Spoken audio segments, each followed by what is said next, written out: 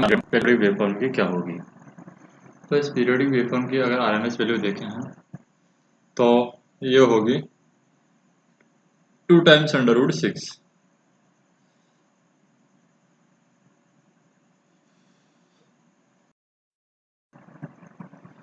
Next हम देखें यहाँ पर जैसे कि दी आरएमएस वैल्यू ऑफ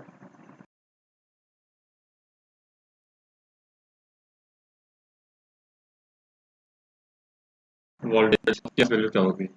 तो आरएमएस वैल्यू कैसे निकालेंगे इसकी आरएमएस वैल्यू निकालेंगे √3² प्लस के 4 डिवाइड बाई √2 का होल स्क्वायर।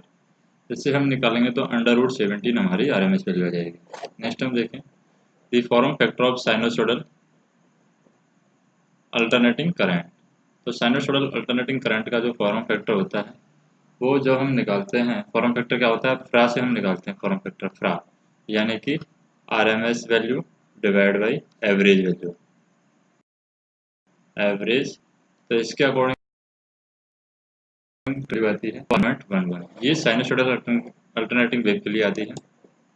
नेक्स्ट हम देखें जैसे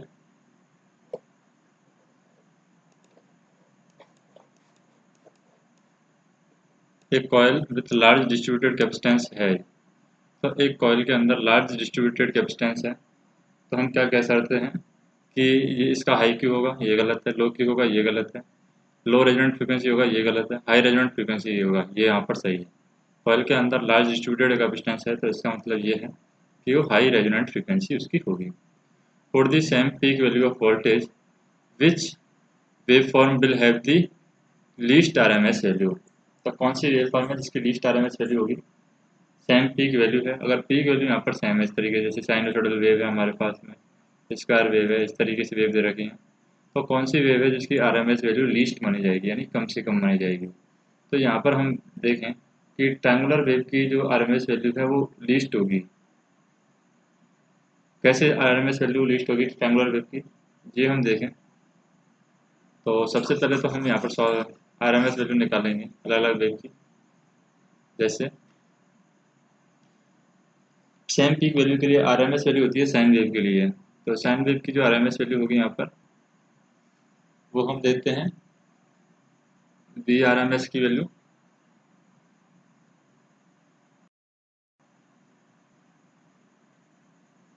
बी आरएमएस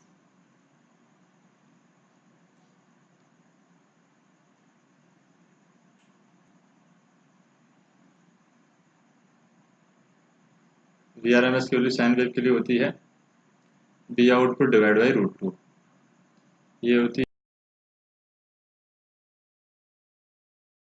है साइन वेव के लिए होती है यही वेव ट्रायंगुलर वेव के लिए। और इसी को अगर स्क्वायर वेव के लिए देखें तो v की जो वैल्यू है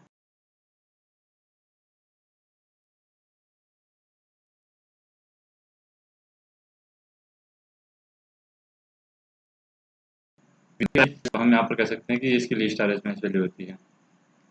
नेक्स्ट हम देखें जैसे the value of current at resonance, the value of current at resonance in series RLC circuit is affected by the value of. तो करंट की वैल्यू किसके द्वारा अफेक्टेड की जाएगी, आर के द्वारा रेजोनेंस में अफेक्ट की जाती है, क्योंकि सी और एल का तो यहाँ पर कोई रोल नहीं होता है रेजोनेंस की कंडीशन में, सिर्फ आर का यहाँ पर रोल होता है, क्योंकि एक्सएल माइनस एक्सी या ये हैं एक्सएल इक्वल टू एक्सी हो जाता है रेजोनेंस की कंडीशन में, तो इन दोनों का रोल है यहाँ पर कैंसिल आउट हो जाता है, इसलिए सिर्फ रेजिस्टेंस का यहाँ पर रोल रहता है।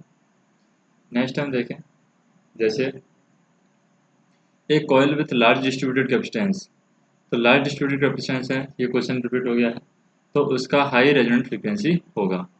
If a capacitor is charge by A square wave current source, square wave current source से अगर कैपेसिटर को चार्ज किया जाए तो वोल्टेज अक्रॉस द कैपेसिटर क्या होगा। तो स्क्वायर वेव अगर हम दे रहे हैं एक कैपेसिटर को, किसको दे रहे हैं, कैपेसिटर को, अगर हम स्क्वायर वेव दे रहे हैं तो ये हमें क्या देगा, ट्रायंगुलर वेव देगा, तो आउटपुट अक्रॉस दिस कैपेसिटर क्या होगा, हमें ट्रायंगुलर वेव मिलेगा। नेक्स्ट टाइम देखें ए हाईली इंडक्टिव सर्किट, एक हाईली इंडक्टिव सर्किट दे रखा है, a small capacitance is added in series. Highly inductive circuit में एक हमने क्या कर दिया है, स्मॉल कैपेसिटेंस हमने ऐड कर दिया है। The angle between the voltage and current will be, तो एंगल है उस पर क्या इफेक्ट पड़ेगा। तो कैपेसिटेंस अगर ऐड किया है हमने यहाँ पर, तो एंगल पर क्या इफेक्ट पड़ेगा। यहाँ पर कैपेसिटेंस ऐड करने से ये एंगल पर यहाँ पर नियरली सेम बताया जाएगा। ये कैपेसिटेंस ऐड कर देंगे यहाँ पर, क्योंकि हाईली इंडक्टिव है तो थोड़ा बहुत यहाँ पर वैल्यू कर सकता है, लेकिन रिमेन नियरली सेम ये बना रहेगा। नेक्स्ट हम देखें, एक coil with large distributed capacitance. एक कॉइल है लार्ज डिस्ट्रीब्यूटेड कैपेसिटेंस के साथ में, तो ये हाई रेजोनेंट फ्रीक्वेंसी होगी। ये क्वेश्चन वापस रिपीट हो गया। Energy stored in a capacitor over A cycle when excited by AC source. तो एसी सोर्स के द्वारा जब इसको एक्साइटेड किया जाएगा तो कैपेसिटर के अक्रॉस जो एनर्जी स्टोर्ड होगी वो क्या होगी। तो एसी सोर्स से जब भी एक्साइटेड करते हैं तो एनर्जी स्टोर्ड जीरो हो जाएगी, क्योंकि हाफ वेव में ये एनर्जी स्टोर्ड होगी और वापस हाफ वेव में ये रिलीज हो जाएगी, यानी कि फाइनल एनर्जी की वैल्यू यहाँ पर जीरो हो जाएगी। नेक्स्ट हम देखें, जैसे टू हीटर, दो हीटर हैं यहाँ पर rated at 1000 watt 250 volt. Each are connected in series across 250 volt 50 Hz AC में। The total power drawn from the supply will be, तो सप्लाई के द्वारा टोटल पावर क्या होगी। तो आई स्क्वायर आर से हम टोटल पावर निकालते हैं, और आई की वैल्यू कैसे निकालेंगे। सबसे पहले हमें रेजिस्टेंस निकालना होगा। दो हीटर यहाँ पर सीरीज में कनेक्टेड है, तो इसका मतलब हम उनका रेजिस्टेंस निकाल सकते हैं। रेजिस्टेंस कैसे निकालेंगे, V square divide by P से निकालेंगे। तो 250 into 250 divide by P, P की वैल्यू क्या है 1000। तो ये कट जाएगा यहाँ पर 250 से 4 बार, और 4 से इसको काटेंगे यहाँ पर तो 62.5 आएगा। और 62.5 प्लस 62.5 क्या आ जाएगा यहाँ पर, ये रेजिस्टेंस की वैल्यू आ जाएगी टोटल। तो रेजिस्टेंस की वैल्यू यहाँ पर आ गई है, जैसे मान लेते हैं 125 रेजिस्टेंस की वैल्यू आ गई है। तो 125 इंटू आई स्क्वायर की वैल्यू क्या होगी यहाँ पर, यानी कि 2 का स्क्वायर, नहीं 4 इंटू 125 से हम करेंगे तो ये जो वैल्यू आएगी यहाँ पर ये आ जाएगी हमारी 50 वोल्ट, क्योंकि सीरीज में 250 वोल्ट के से ये कनेक्टेड है सीरीज में। तो 250 डिवाइड बाई 125, करंट की वैल्यू कितनी आ गई है 2, तो आई स्क्वायर यानी कि 4, 4 से इसको मल्टीप्लाई करेंगे तो यहाँ पर कितना आएगा 500 वाट, तो 500 वाट आंसर आ जाएगा। नेक्स्ट हम देखें, ये R L C series circuit during the resonance impedance will be. तो R L C series circuit के अंदर रेजोनेंस की कंडीशन में इम्पिडेंस क्या होती है, इम्पिडेंस मिनिमम होती है और जो एडमिटेंस है वो मैक्सिमम होती है। अगर प्योरली कैपेसिटर सर्किट दे रखा है, प्योर कैपेसिटर सर्किट के अंदर क्या होता है, प्योर कैपेसिटर सर्किट के अंदर करंट है वो वोल्टेज से लीड करता है। तो यहाँ पर the current lead applied voltage by 90 degree. In series LCR circuit, resonance की कंडीशन में सीरीज एलसीआर सर्किट के अंदर क्या होगा, रेजोनेंस की कंडीशन में सीरीज एलसीआर सर्किट के अंदर करंट है वो मैक्सिमम होती है और पावर फैक्टर है वो यूनिटी होता है सीरीज एलसीआर सर्किट के अंदर। In series LCR circuit at resonance, current is maximum and power factor is unity. The value of current at resonance in series RLC circuit is affected by the value of, तो यहाँ पर value है current की resonance की condition में। The value of current at resonance in series RLC circuit affected by the value of, affected by the value of first only, क्योंकि resonance की condition में एल सी और एल का यहाँ पर कोई इफेक्ट नहीं पड़ता है, यहाँ पर सिर्फ इफेक्ट पड़ता है तो सिर्फ रेजिस्टेंस का इफेक्ट पड़ता है। एट फ्रीक्वेंसी लेस देन दी रेजोनेंट फ्रीक्वेंसी, अगर फ्रीक्वेंसी की वैल्यू लेस देन है रेजोनेंट फ्रीक्वेंसी से तो उस कंडीशन पे क्या होगा हमारा, series circuit is capacitive and parallel circuit is inductive.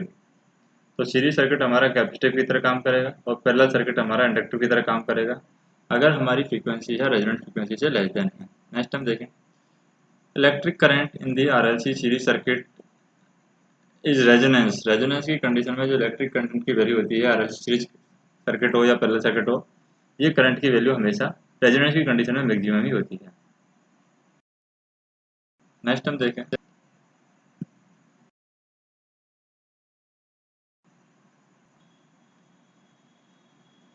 In this circuit on below, यहाँ पर सर्किट दिया हुआ है, यहाँ पर voltage function V T equal to 150 sine omega T, the average power of resistance will be. तो resistance की average power क्या होगी, तो एवरेज पावर यहाँ पर निकालेंगे। तो एवरेज पावर कैसे निकालेंगे, वोल्टेज रखा है 150, तो इसकी जो आरएमएस वैल्यू होगी 150 डिवाइड बाई रूट 2 होगी। और इसको 25 से मल्टीप्लाई कर दिया तो ये आ जाएगी यहाँ पर आई स्क्वायर आर से आई स्क्वायर इंटू आर, और आर की वैल्यू क्या है यहाँ पर 25। तो ये हमारी आई की वैल्यू है, ये हमारी आर की वैल्यू है। तो आई से हम निकालें अंडर रूट 2 का स्क्वायर करते हैं, 2 से यहाँ पर 25 से इसको काट देते हैं 6 बार, फिर यहाँ पर हो जाएगा 36 डिवाइड बाई 4, क्योंकि रूट 2 का स्क्वायर करते हैं तो सिर्फ रूट टू ही आएगा, 4 नहीं आएगा। 36 डिवाइड बाई 2 यानी 18, 18 इंटू 25 से हम देखें 25 इंटू 200 आंसर लगी 20, 25 और 20 45, यानी कि 450 वाट हमारा आंसर आ जाएगा। तो यहाँ पर आंसर क्या होगा 450 वाट। नेक्स्ट हम देखें in RLC circuit the electric current at resonance. तो आरएलसी सर्किट के अंदर जो इलेक्ट्रिक करंट की वैल्यू होती है रेजोनेंस की कंडीशन में वो क्या होती है, maximum in series circuit and minimum in parallel circuit. तो रेजोनेंस की कंडीशन में इलेक्ट्रिक करंट की वैल्यू है आरएलसी सर्किट के अंदर, सीरीज सर्किट है तो मैक्सिमम होगी करंट की वैल्यू, और पैरेलल सर्किट है तो मिनिमम होगी। नेक्स्ट हम देखें in parallel RLC circuit In parallel RLC circuit, if the lower cutoff frequency is 2400 Hz and upper cutoff frequency is 2800 Hz, then what is the bandwidth? तो parallel RLC circuit के अंदर bandwidth की value क्या होती है, upper cut off frequency minus lower cut off frequency. तो ये हो जाएगी अपर में से लोअर यानी 2800 में से 2400 तो 400 हर्ट्ज हमारी बैंडविड्थ आ जाएगी यहाँ पर। नेक्स्ट हम देखें एन RLC सर्किट। तो यहाँ पर एक RLC सीरीज सर्किट दिया हुआ है, an RLC series circuit. What is the value of capacitance will be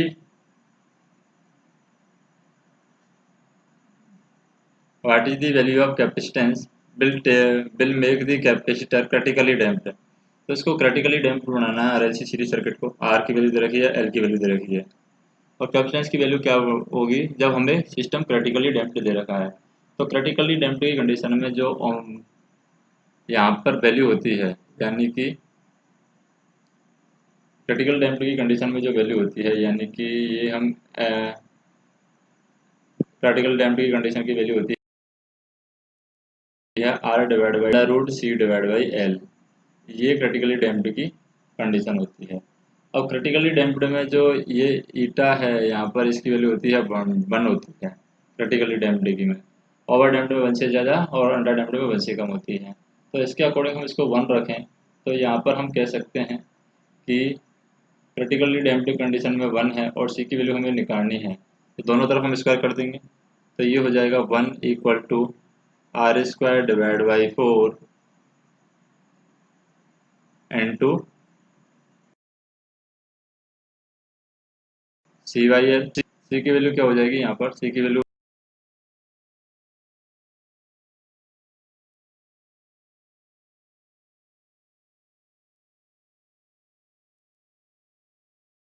गुणा की वैल्यू यानी 100,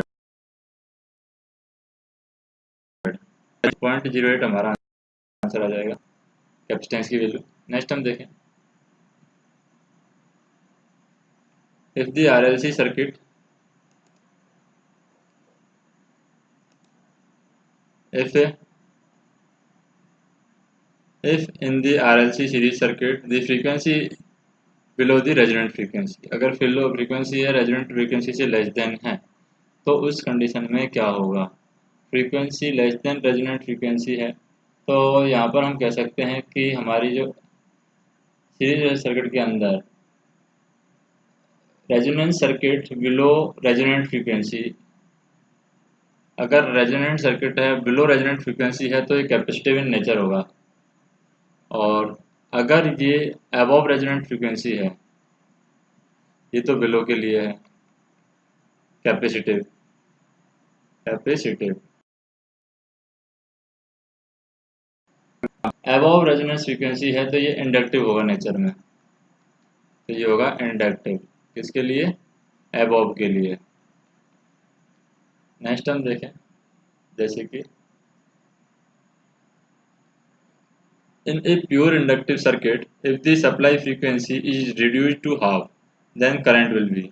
अगर फ्रीक्वेंसी को हाफ कर दिया जाए तो करंट पर क्या इफेक्ट पड़ेगा, और क्या दे रखा है, प्योर इंडक्टिव सर्किट दे रखा है। तो यहाँ पर हम देखें सबसे पहले क्या करते हैं, सबसे पहले जो आई एल की वैल्यू निकाली जाएगी यहाँ पर, वो निकाली जाएगी I L equal to V L divide by X L. अब फ्रीक्वेंसी को अगर हाफ कर दें, क्योंकि V L divide by X L की वैल्यू क्या होगी, प्योर इंडक्टिव सर्किट है तो V L divide by X L होगी। एक्स एल की वैल्यू होगी जे ओमेगा एल, और जे ओमेगा एल को हम लिख सकते हैं 2 पाई एफ एल, यानी we L divide by 2 pi F L. अब फ्रीक्वेंसी को मान लो हमने हाफ कर दिया है, फ्रीक्वेंसी को हाफ कर दिया है तो उसके अकॉर्डिंग हम देखें आई एल है और 1/फ्रीक्वेंसी, यानी कि आई एल की वैल्यू 1/फ्रीक्वेंसी के डायरेक्टली प्रोपोर्शनल दिखाई दे रखी है, 1/फ्रीक्वेंसी। तो इसका मतलब जो I2 की वैल्यू होगी वो 2 टाइम्स I1 होगी, क्योंकि सेकंड कंडीशन में क्या है, f की वैल्यू 1/2 करेंगे यानी फ्रीक्वेंसी हम हाफ कर देंगे, तो I1 divide by I2 equal to F2 divide by F1 होगा। इस तरीके से निकाल लेंगे। अब I2 की वैल्यू हम यहाँ से निकाल सकते हैं, I2 इक्वल टू क्या होगा, F1 into I1 divide by F2, और F2 की वैल्यू है F1 डिवाइड बाई 2, तो उसी के अकॉर्डिंग हम देखिए इसको रख देंगे। F2 की वैल्यू है 1/2F, क्योंकि रिड्यूस टू हाफ हो गया यहाँ पर इस तरीके से, तो इसके अकॉर्डिंग I2 की वैल्यू आ जाएगी 2 टाइम्स I1। तो यहाँ पर हम क्या कह सकते हैं आंसर, कि ये डबल हो जाएगी, करंट की वैल्यू अगर फ्रीक्वेंसी हमने हाफ कर दी है। ये प्योर इंडक्टिव सर्किट में होगा। लेकिन नेक्स्ट देखें,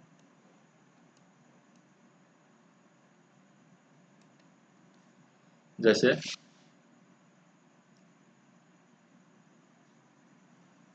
the supply voltage of 230 volt 50 hertz is fed to the residential building.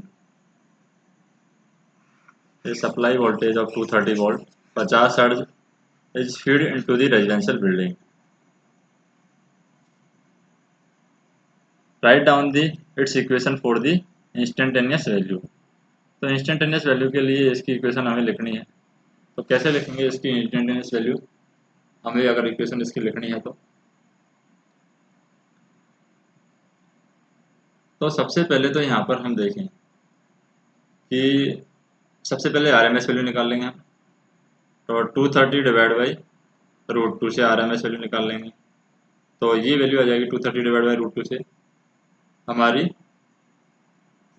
ये क्या है, सप्लाई वोल्टेज दे रखा है, सप्लाई वोल्टेज यानी इंस्टेंटेनियस वैल्यू हमें निकालनी है। इंस्टेंटेनियस वैल्यू के लिए √2 से मल्टीप्लाई करेंगे इसको, यानी 230 इंटू √2, आरएमएस वैल्यू नहीं निकालेंगे, √2 से मल्टीप्लाई करेंगे, तो √2 से मल्टीप्लाई करेंगे 325 आ जाएगा, और 2 पाई एफ से मल्टीप्लाई करेंगे तो फ्रीक्वेंसी आ जाएगी 314.16 t। तो ये इक्वेशन होगी हमारी। नेक्स्ट हम देखें एक सीरीज सर्किट जिसकी आर वैल्यू दे रखी है, एक्सएल की वैल्यू दे रखी है, एक्सी की वैल्यू दे रखी है, supplied with 200 volt 50 hertz, calculate the power.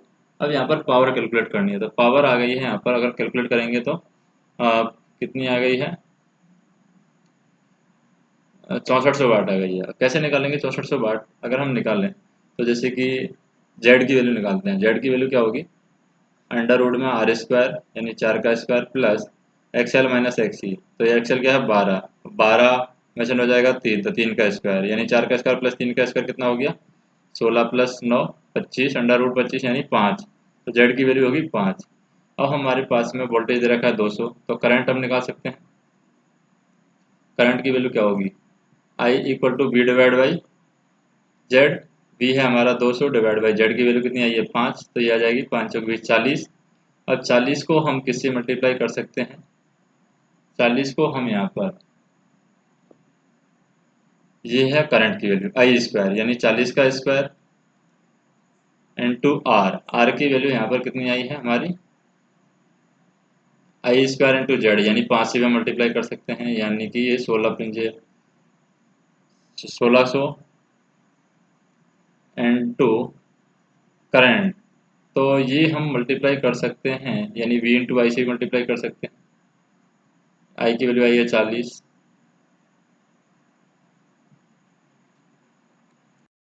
आ जाएगी, आर की वैल्यू कितनी रखी है 4, तो 4 से मल्टीप्लाई कर देंगे, तो 1600 इंटू 4 क्या आ जाएगा 6400, तो 6400 हमारा आंसर है यहाँ पर। नेक्स्ट हम देखें जैसे Q factor of parallel resonant circuit is given by. तो पैरेलल रेजोनेंट सर्किट के लिए जो क्यू फैक्टर है उसकी वैल्यू हम किसके द्वारा देते हैं? तो Q factor parallel resonant circuit के लिए R under root C by L से हम निकालते हैं, यानी कि ये क्यू फैक्टर होता है पैरेलल रेजोनेंट सर्किट के लिए R under root C by L.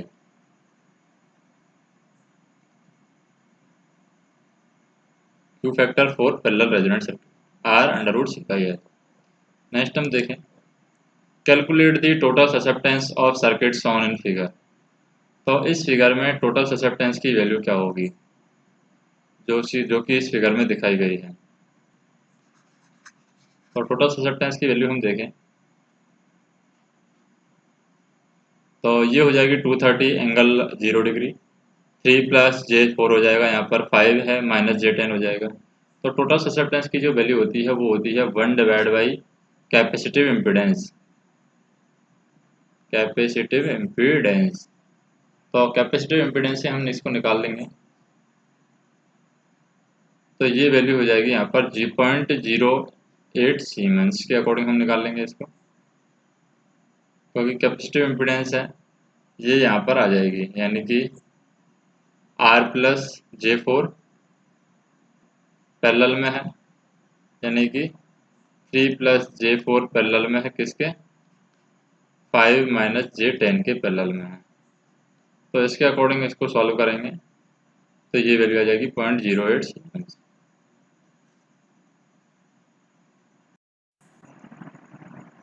यहाँ पर हम देखें जैसे कि magnetic field energy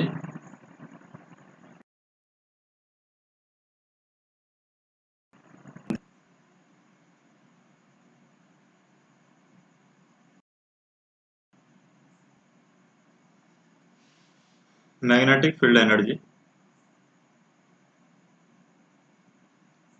in a inductor change from maximum value to minimum value in 5 millisecond when connected in AC source. The frequency of source is।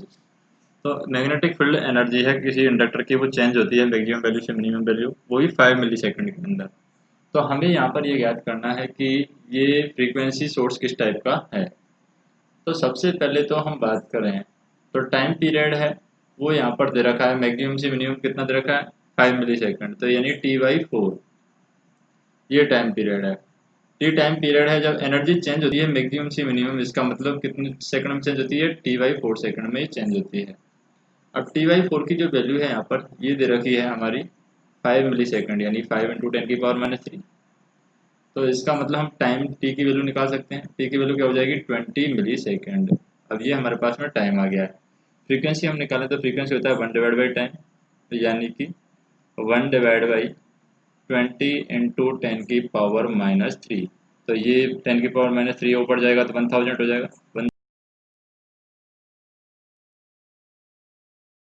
1000 divide by 50 hertz. Next हम देखें जैसे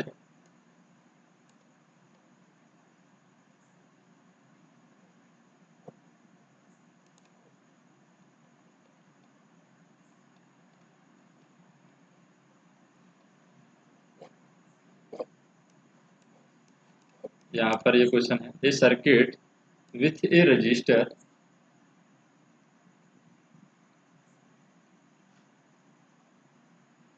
ए circuit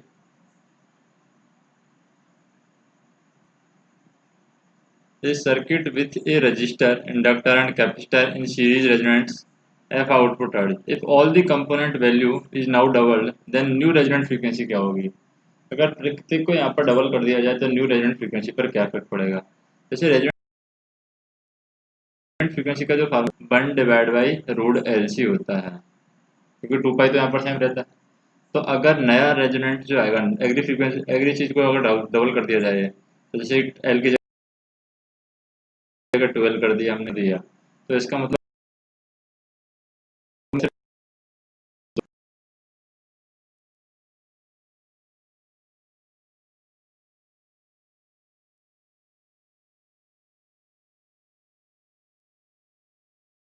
तो ये हम कह सकते हैं सिर्फ अंतर कितने का है, 2 का, ये वैल्यू आ रही है।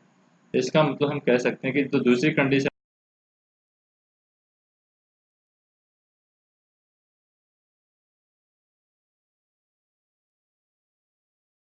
फ्रीक्वेंसी जैसे क्वेश्चन दिया हुआ है, in a series resonant circuit the impulse at half power frequency is, half power frequency पर इम्पल्स क्या होगा। तो हाफ पावर फ्रीक्वेंसी में कंडीशन होती है omega L minus equal to plus minus R. Upper frequency पर जो जेड की वैल्यू होती है वो होती है अंडर रूट आर स्क्वायर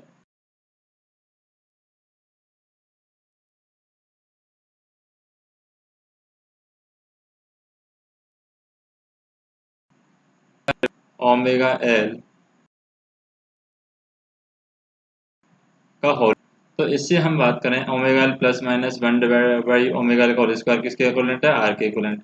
तो ये हो जाएगी अंडर रूट में वैल्यू अंडर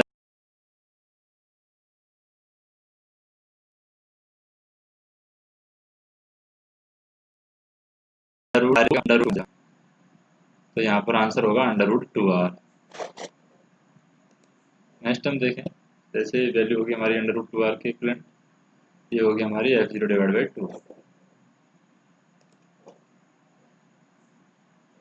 नेक्स्ट हम देखें, जैसे 10 माइक्रोफेराड कैपेसिटर है connected to a voltage source, 10 microfarad capacitor connected to a voltage source with the Vt equal to 550 sin 2000 t, then the current through the capacitor is। तो capacitor के through current की value क्या होगी, ये हमें निकालनी है। तो कैपेसिटर के थ्रू अगर करंट की वैल्यू हम निकालना चाहते हैं तो कैसे निकालेंगे, जैसे IC की जो वैल्यू है कैपेसिटर के थ्रू करंट वो होगी C D V C divide by D T. तो कैपेसिटेंस की वैल्यू कितनी देखिए यहाँ पर 10 इंटू 10⁻⁶, क्योंकि माइक्रोफेराड में इंटू डी, यहाँ पर हो जाएगा या वी सी। कैपेसिटर का अक्रॉस जो वोल्टेज रखा है वो रखा है 50 साइन 2000 टी, यानी इसका डिफ्रेंशिएशन पढ़ देंगे। तो ये हो जाएगा डिफ्रेंशिएशन 10 इंटू 10⁻³ 50 है तो 50 बाहर आ जाएगा इधर की साइड। तो ये वैल्यू हो जाएगी कॉस साइन का कॉस डिफ्रेंशिएशन और 2000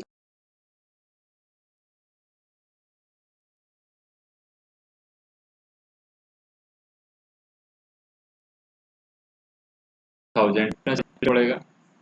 तो ये हो जाएगा कॉस 2000 टी, और 50 को हम बाहर ले आएंगे यहाँ पर, तो 50 में एक जीरो यानी 50 की पावर 50 इंटू 10⁻⁵ यानी 5 इंटू 10⁻⁴ हो सकता है।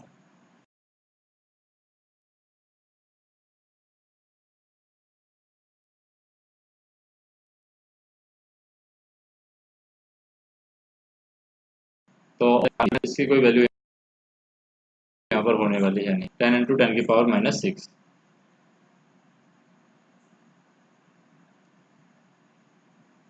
नेक्स्ट हम देखें,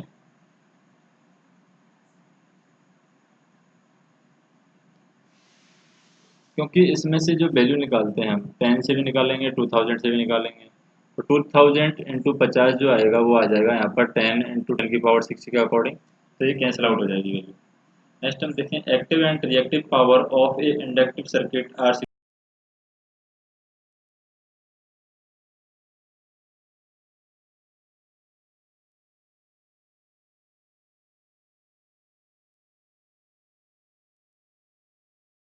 कॉस थीटा, और थीटा की वैल्यू होगी कॉस टेन इनवर्स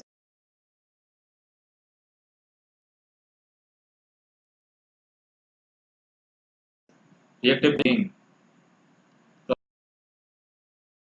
तो हमारा क्या आ जाएगा, आ जाएगा। नेक्स्ट हम देखें अगला क्वेश्चन, जैसे power factor of AC circuit is given by, AC circuit का पावर फैक्टर किसके द्वारा दिया जाता है। तो एसी सर्किट का पावर फैक्टर देते हैं cos theta equal to R divide by Z. तो आर डिवाइड बाई जेड हमारा ये ऑप्शन हो जाएगा। नेक्स्ट हम देखें, जैसे power factor of circuit shown in the figure. तो इस फिगर में पावर फैक्टर क्या होगा, इस फिगर के अंदर जो दिखाया गया है। तो पावर फैक्टर अगर हम निकालना चाहें तो कॉस थीटा इक्वल टू क्या होता है, आर डिवाइड बाई जेड। तो आर की वैल्यू क्या है यहाँ पर 5 और 3 8, तो 8 डिवाइड बाई जेड की वैल्यू क्या है यहाँ पर जैसे 5 और 3 8 का स्क्वायर यानी √8 का स्क्वायर प्लस के XL यानी कि 6 का स्क्वायर। तो इससे वैल्यू हो जाएगी 8/10 यानी कि 0.8। अब 0.8 इंडक्टर दे रखा है, इसका मतलब लैगिंग होगा, तो 0.8 लैगिंग पावर फैक्टर है, और जो कि किसकी वजह से है लैगिंग, इंडक्टर की वजह से या इंडक्टिव की वजह से यहाँ पर लैगिंग है। नेक्स्ट देखें, जैसे ये क्वेश्चन दे रखा है,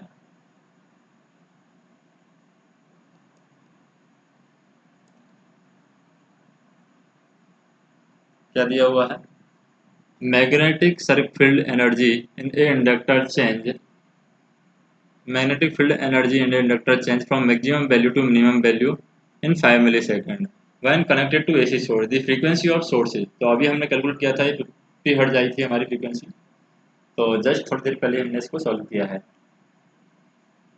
या फिर इसको हम ऐसे भी लिख सकते हैं कि मैक्सिमम वैल्यू से मिनिमम वैल्यू अगर सॉल्व हुई है तो जैसे T/4 को हम T/2 भी लिख सकते हैं, या इस तरीके से भी हम सॉल्व कर सकते हैं इसको, T/2 इक्वल टू 5 इंटू 10⁻³ तो इससे हमारी टी की वैल्यू हो जाएगी 2 इंटू 10⁻², तो फ्रीक्वेंसी की वैल्यू आ जाएगी 1/T इंटू 10⁻², तो ये आ जाएगी 50 hertz.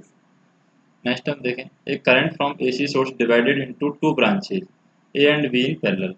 Branch A is inductor with 30 microhenry inductance and 1 ohm resistance. Branch B is another inductor with the inductance L and 1.5 ohm resistance. For the ratio of current is branch to be independent of supply frequency. तो L की value क्या होगी यहाँ पर, जैसे दो branch दे रखी हैं, तो दो ब्रांच यहाँ पर किस तरीके से बनाई गई है, इस सर्किट की हम अगर हम बात करें तो दो ब्रांच बनाई गई है, एक में तो इंडक्टर लगाया हुआ है 30 माइक्रो हेनरी का, ओम का रेजिस्टेंस है, दूसरे में हमने इंडक्टेंस लगाया हुआ है सिर्फ एल दी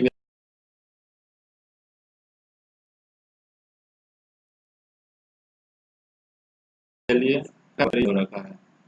हमें यहाँ पर निकालनी है एल की वैल्यू। एल की वैल्यू क्या होगी, तो सबसे पहले जो करंट की वैल्यू होगी, करंट की वैल्यू यहाँ पर दोनों में हम जोड़ेंगे, यानी कि IA प्लस IB दोनों ब्रांचों में, यानी यहाँ पर करंट मान लो IA फ्लो हो रही है पहली ब्रांच,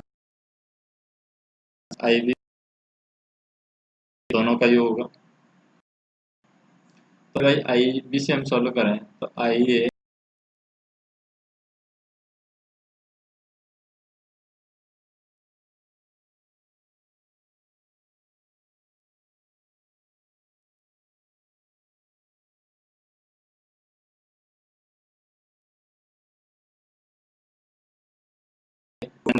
के अकॉर्डिंग हम सॉल्व करें तो 1+J 1+J30, ये IA/IB है।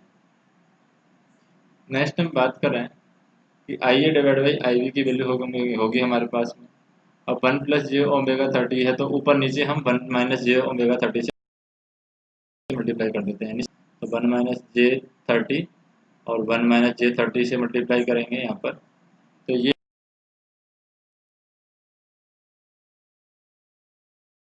वैल्यू हो जाएगी J⍵L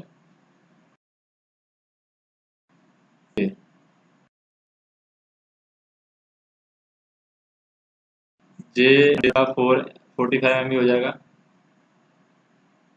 45 म्यू यानी कि माइक्रो हो जाएगा, 45 माइक्रो, फिर माइनस के ओमेगा से ओमेगा को स्क्वायर करेंगे तो ओमेगा स्क्वायर L 30 माइक्रो हो जाएगा डिवाइड बाई, यहाँ पर हो जाएगा A² - B², तो A² - B² minus minus plus हो जाएगा, तो 1 + और ये, तो इसके अकॉर्डिंग अगर हमें दे रखा है इंडिपेंडेंट ऑफ सप्लाई फ्रीक्वेंसी, इसका मतलब हम कह सकते हैं कि ω/L माइनस के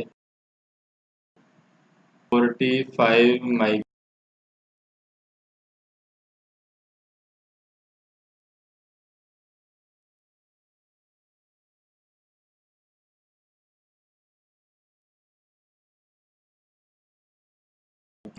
हो जाएगा।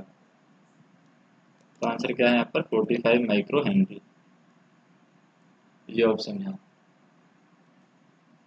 नेक्स्ट हम देखें, तो यहाँ पर हम देखें जैसे कि the average value of voltage was V equal to 110 plus 175 sine 340 t plus 45 दे रखा है। तो हमें इसकी एवरेज वैल्यू निकालनी है। तो एवरेज वैल्यू में सिर्फ ये वैल्यू काउंट होती है 110 वोल्ट, ये वाली वैल्यू साइन के साथ वाली वैल्यू है यहाँ पर काउंट नहीं होती है। तो ये आ जाएगी 110 वोल्ट। नेक्स्ट हम देखें जैसे value of load impedance ZL for which the load consume maximum power. तो ZL की वैल्यू क्या होगी ताकि लोड है मैक्सिमम पावर कंज्यूम कर सके। तो यहाँ पर 3 प्लस J40 दे रखी है, तो यहाँ पर हो जाएगी 3 माइनस के J40 और 3 माइनस के J40 दे रखी है। तो यहाँ पर ZL कॉन्जुगेट की वैल्यू क्या पूछी है यहाँ पर, तो इसमें लीडिंग होगी या लैगिंग होगी। तो जैसे 40 दे रखी है तो यहाँ पर हम एंगल भी निकाल लेंगे कि ZL की जो वैल्यू होगी यहाँ पर, अगर यहाँ से ZL की वैल्यू निकालेंगे तो 50 आएगी यहाँ पर, और ZL 50 ओम आ रहा है, पावर फैक्टर 0.6 लीडिंग आएगा, यानी ये वाला ऑप्शन होगा। क्योंकि कैपेसिटर दे रखा है, कैपेसिटर में लीडिंग होता है और इंडक्टर के अंदर ये लैगिंग होता है, तो ये माइनस है इसलिए लीडिंग होगा। 50 ohm at the power factor of 0.6 leading. Next हम देखें जैसे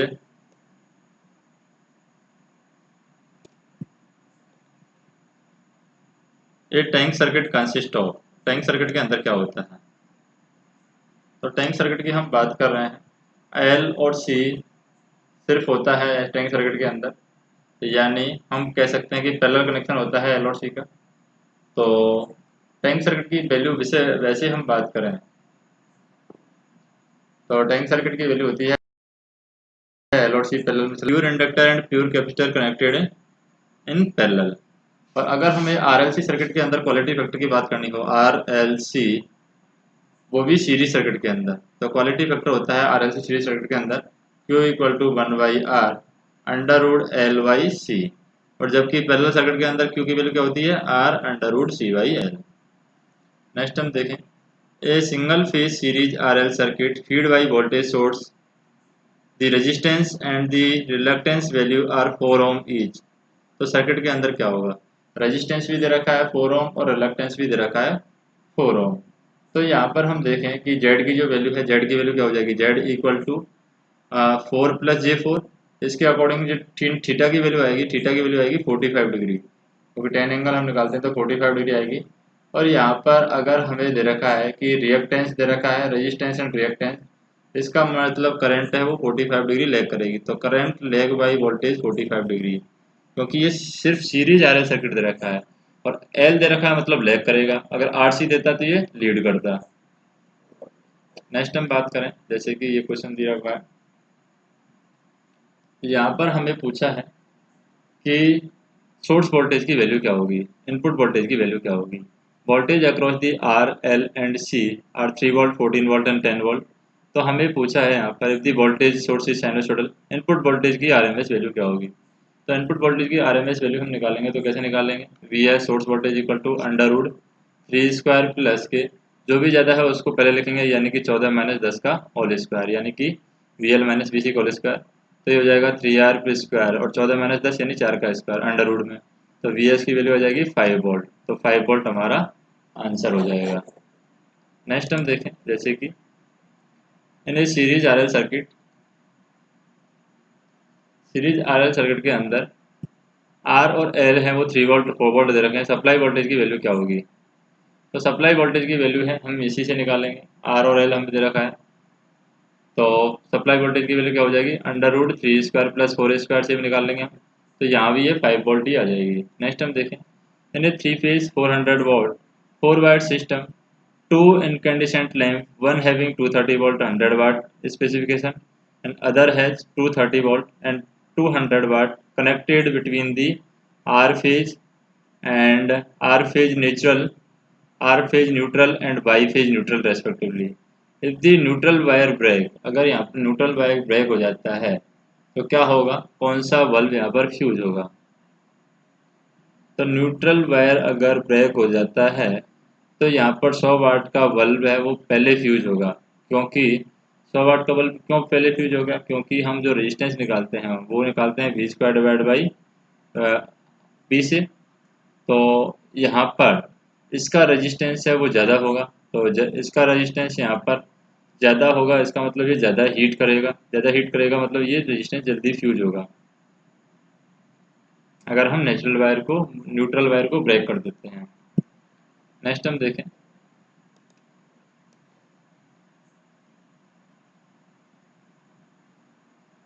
जैसे ये क्वेश्चन दिया हुआ है, two lossy capacitor equal capacitance value and power factor यहाँ पर दे रखा है 0.01 एंड 02, 0.01 एंड 02 यहाँ पर पावर फैक्टर दे रखा है।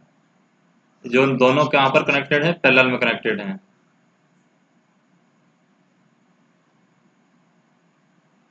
Two lossy capacitor with equal factor is 0.01 and 02 are in parallel and the combination is supplied from sinusoidal voltage source. The power factor of combination is, तो combination का power factor क्या होगा?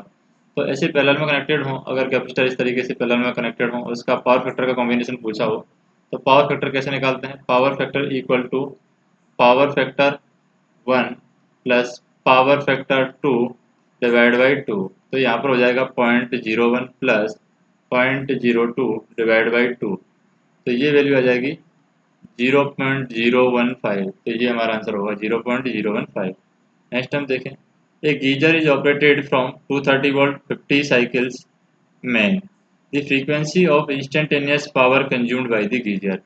तो frequency है instantaneous, frequency क्या होगी geyser के द्वारा जो इंस्टेंटेनियस फ्रीक्वेंसी कंज्यूम की जाएगी, तो इसका हम डबल कर देंगे, यानी 50 साइकिल का डबल कर देंगे तो 100 साइकिल्स हो जाएगा यहाँ पर, 100 साइकिल्स। नेक्स्ट हम देखें, the average value of sinusoidal wave, peak value दे रखी है यहाँ पर। तो एवरेज वैल्यू क्या होती है? एवरेज वैल्यू होती है पीक वैल्यू का, यानी कि आई मैक्सिमम 2/पाई। तो 2/पाई आई मैक्सिमम, यानी कि यहाँ पर हम कह सकते हैं कि आई एवरेज इक्वल टू 2/पाई आई मैक्सिमम, ये होती है हमारी पीक वैल्यू के अकॉर्डिंग रिलेशन। नेक्स्ट हम देखें, जैसे कि the voltage wave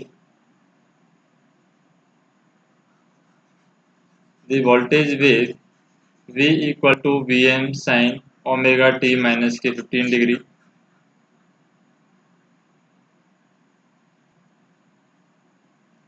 voltage wave V equal to V M sine omega T minus के 15 degree applied across a AC circuit.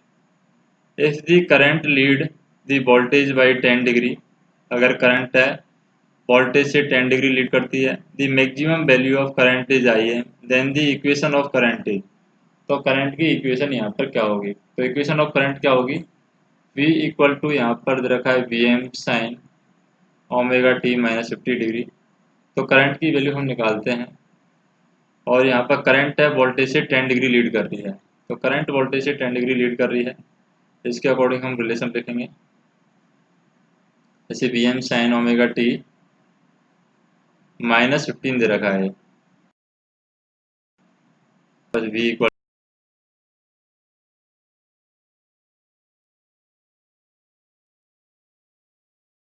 To V M voltage से 10 डिग्री, तो 10 डिग्री इसको lead करा देते हैं। तो क्या होगी? I की वैल्यू हो जाएगी यहाँ पर I equal to I M sine omega T minus 15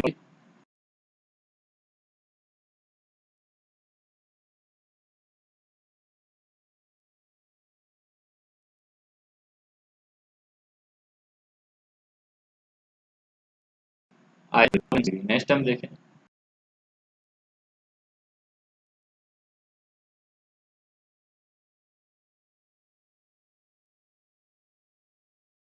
circuit.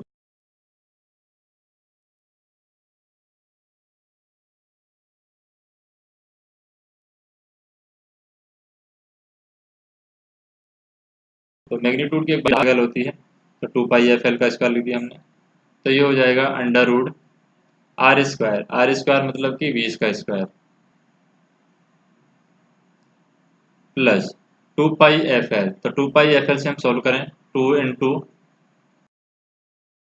Pi, F की वैल्यू यहाँ पर सॉल्व करें, एफ है फ्रीक्वेंसी 50 × एल की वैल्यू है, यहाँ पर एल की वैल्यू है 0.056, 0.056 ये वैल्यू है 2πfl का स्क्वायर। तो इससे ये वैल्यू आ जाएगी यहाँ पर 26.64, 26.64 ओम, 26.64 ओम, ये हमारा आंसर होगा। बाकी क्वेश्चन हम नेक्स्ट वीडियो में देखेंगे।